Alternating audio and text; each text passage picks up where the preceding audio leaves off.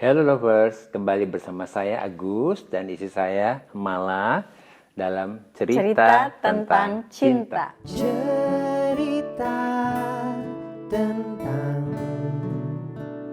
cinta. Terima kasih buat respon dan subscribe-nya. Hari ini kita akan ngobrol tentang mengatasi perbedaan. Ketika kita memutuskan untuk menikah dengan pasangan kita, seringkali kita tidak menyadari bahwa sebenarnya kita juga sudah memutuskan untuk siap menerima perbedaan. Tetapi yang terjadi setelah kita menikah, ternyata kita tidak siap untuk menerima perbedaan.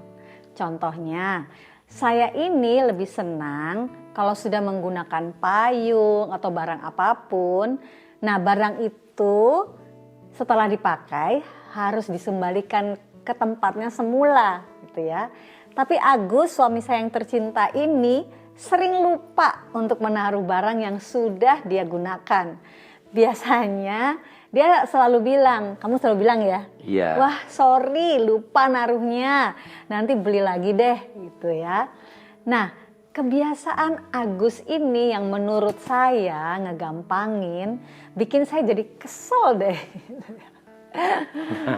Begitu juga dengan saya. Malah ini senangnya musik yang tenang seperti klasik atau musik-musik yang lembut. Nah, saya senangnya musik yang seperti jazz atau yang keras. Ya, jadi memang kita berbeda banget. Dan malah itu orangnya kalau melakukan segala sesuatu harus sesuai prosedur, tertib dan teratur. Jadi seperti urutan A, B, C, D, E, kira-kira gitu. Nah, saya kadang-kadang orangnya kalau mengerjakan sesuatu nggak urutan seperti A, B, C, D, bisa A, C, E, B, D, dan seterusnya seperti itu. Jadi dalam pernikahan kita pasti menemukan banyak sekali perbedaan-perbedaan Iya, itu benar sekali, antara ya. suami dan istri. Karena latar belakang kita kan berbeda. Iya. Ya, kehidupan keluarga asal kita juga berbeda. Kebiasaan dan kesukaan kita pun bisa berbeda. Iya, jadi memang banyak sekali perbedaan-perbedaan itu. So lovers, mari kita lihat firman Tuhan ya, dalam Roma pasal ke-5 ayat yang ke-8. Akan tetapi Allah menunjukkan kasih-Nya kepada kita oleh karena Kristus telah mati untuk kita ketika kita masih berdosa. Wah, ini luar biasa ya, ayatnya dikatakan Allah menunjukkan kasih-Nya, atau dengan kata lain Allah membuktikan kasih-Nya justru pada waktu kita masih berdosa. Kalau di dalam versi TPT kita akan baca ya, tapi Kristus membuktikan gairah cinta Allah yang besar kepada kita dengan mati menggantikan kita ketika kita masih terhilang dan tidak mengenal Allah. Ternyata kata menunjukkan kasih-Nya ini juga membuktikan bahwa gairah cinta Allah yang besar dibuktikan melalui kematiannya di kayu salib justru pada waktu kita tidak sempurna itu.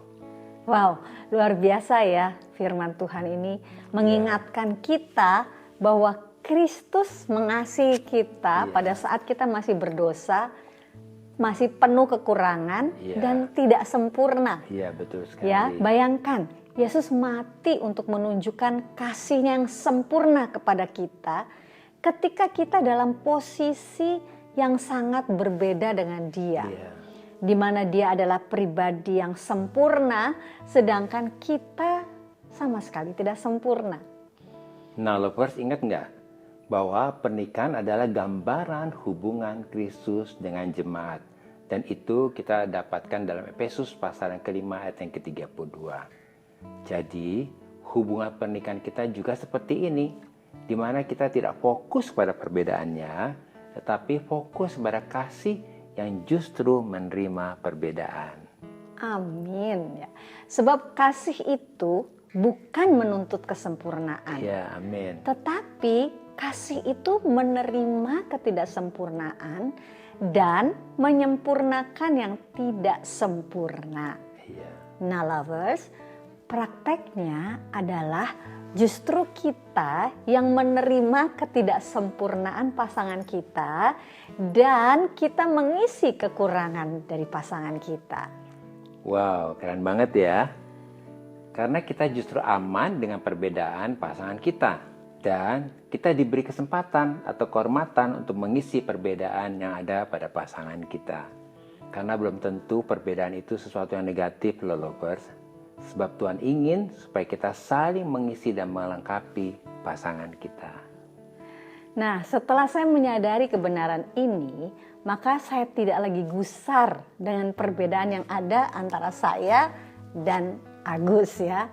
Saya tahu kalau Agus ini sering lupa untuk menaruh payung atau barang-barang yang lain yang setelah dia gunakan. Jadi kalau dia sudah memakai payung atau barang-barang yang lain dan dia lupa untuk menaruh kembali ke tempat semula, maka saya nggak perlu ngomel dan saya nggak perlu ngedumel gitu ya sama Agus.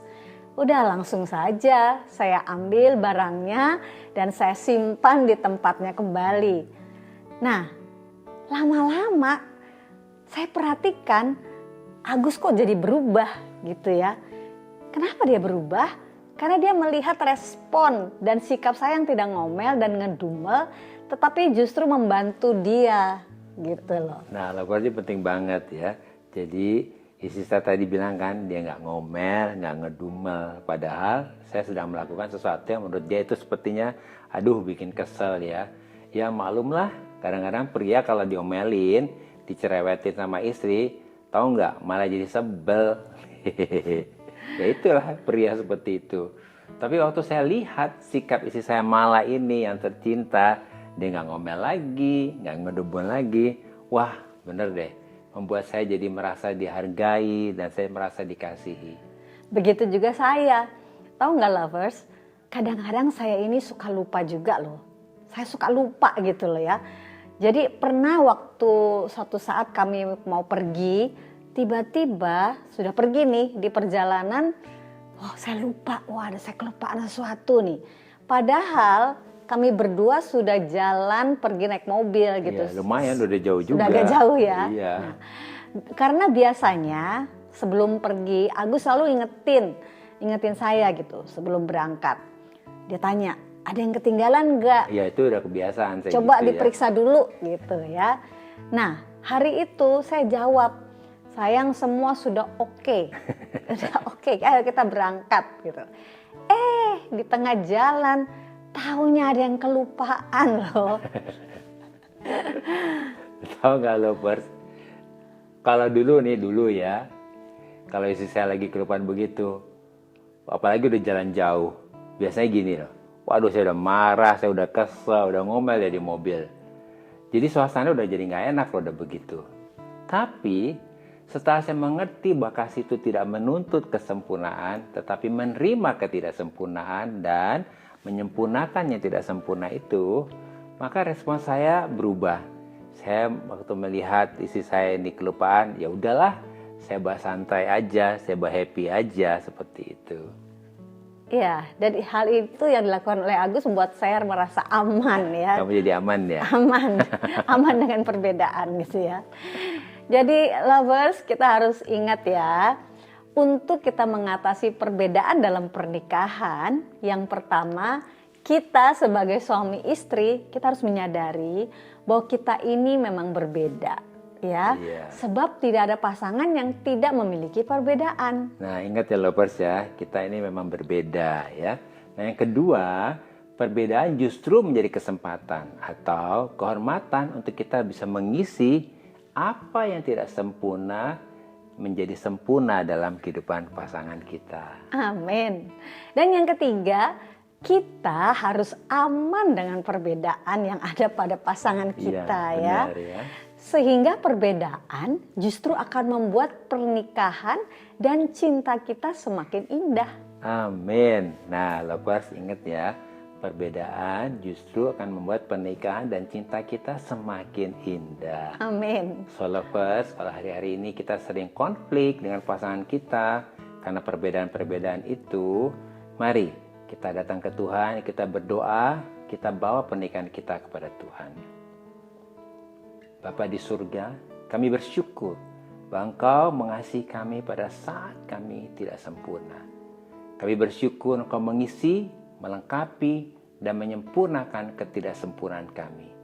Oleh anugerah Tuhan kami percaya Roh Kudus akan menolong dan memampukan kami untuk dapat saling melengkapi dan menyempurnakan ketidaksempurnaan pasangan kami. Sehingga atmosfer kasih memenuhi pernikahan kami.